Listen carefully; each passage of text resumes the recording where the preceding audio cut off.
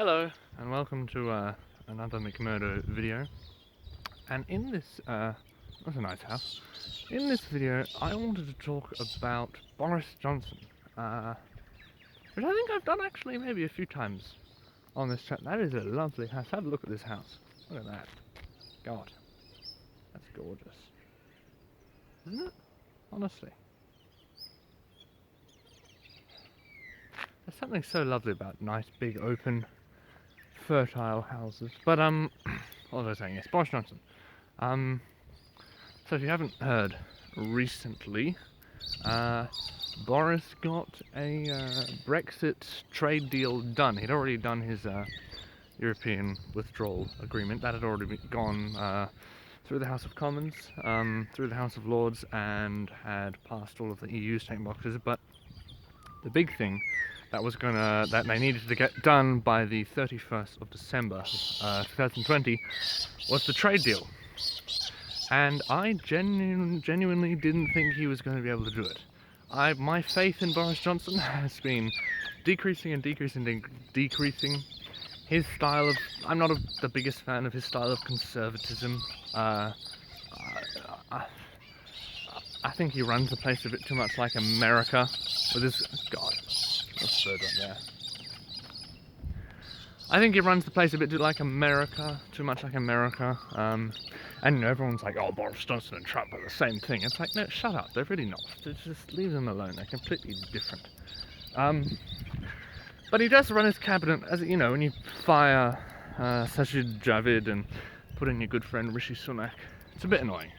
It's like, come on, you've got to have some people that disagree with you in your cabinet. So that's a bit annoying. So I wasn't a big fan of that.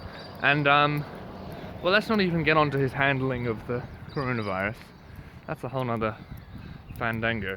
But he did get a trade deal across. He got it through. On Christmas, it was Christmas Eve for me. It would have been the 24th of December into Christmas Day for him.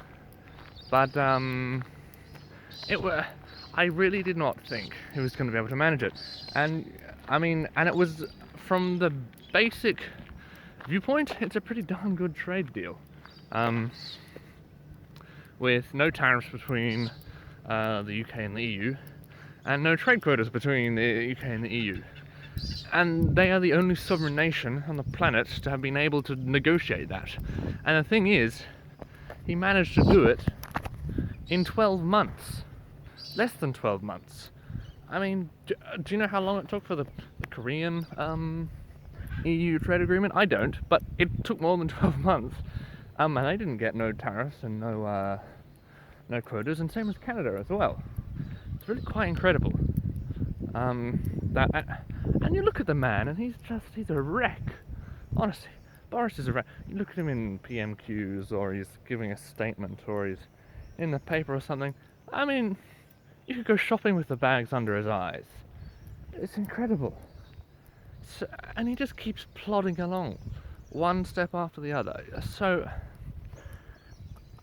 personally, I would be quite curious to see how Keir Starmer would go as Prime Minister, and might or might not, if I had the chance, would kick Boris out, because he's still not the best. But I think the fact that he managed to get that EU trade deal across the line with so little time left. I mean, I honestly did not think he was going to be able to get it at all.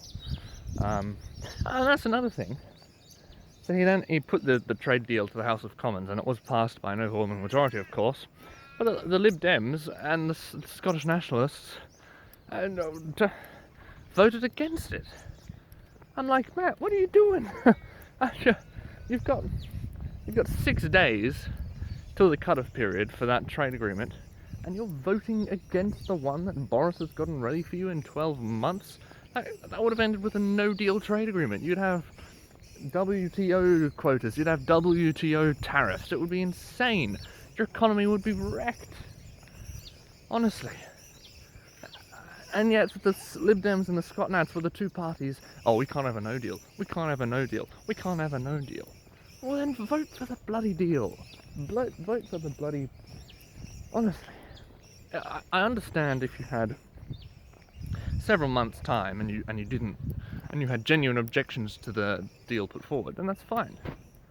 But with 3 days left, just vote for it, honestly. Anyway, that's all for today. Goodbye.